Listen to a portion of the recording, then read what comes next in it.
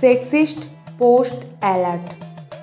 আগেই বলে দিচ্ছি, এখানে ফেমিনিজম, ছেলে মেয়ে সমান, তাদের মধ্যে কোনো ফারাক নেই, তারা এক, এগুলো বলবেন না প্লিজ। ছেলেদের পক্ষে এটা বোঝা সত্যিই ইম্পসিবল।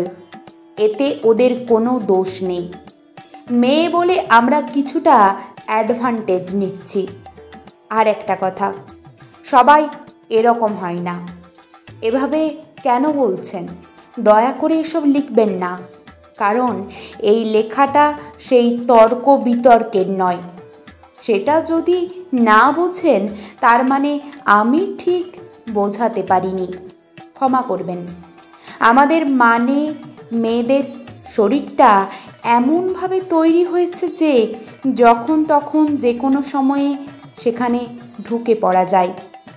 আজ মুড ভালো আছে কিংবা মুড ভালো নেই, আজ রোদ উঠেছে কিংবা ওঠেনি, আজ জমি নিয়ে পাশের বাড়ির জেঠুর সঙ্গে একচোট হয়েছে কিংবা হয়নি। যে কোনো সময় আমাদের শরীর কিন্তু গ্রিন সিগন্যাল নিয়ে রেডি।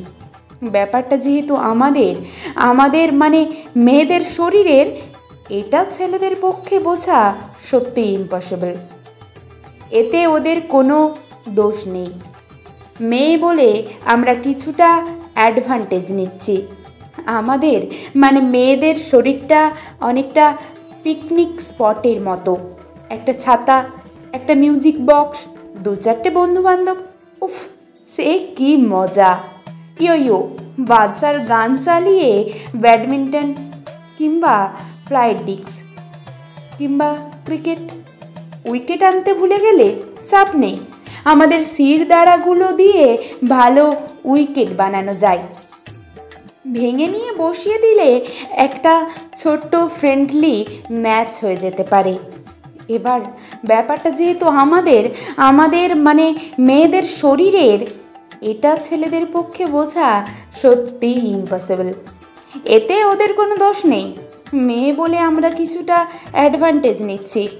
আমাদের মেয়েদের শরীরের অনেকটা ফুড কোর্টের মতো, কত রকম কুইজিন এক ছাদের তলায়। বুকের কাছটায় কাবাবের স্টল, রেশমি কিংবা মালাই, একেবারে হাতে গরম।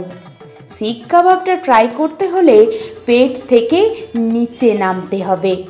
ওদিকটা আনলিমিটেড বুফে।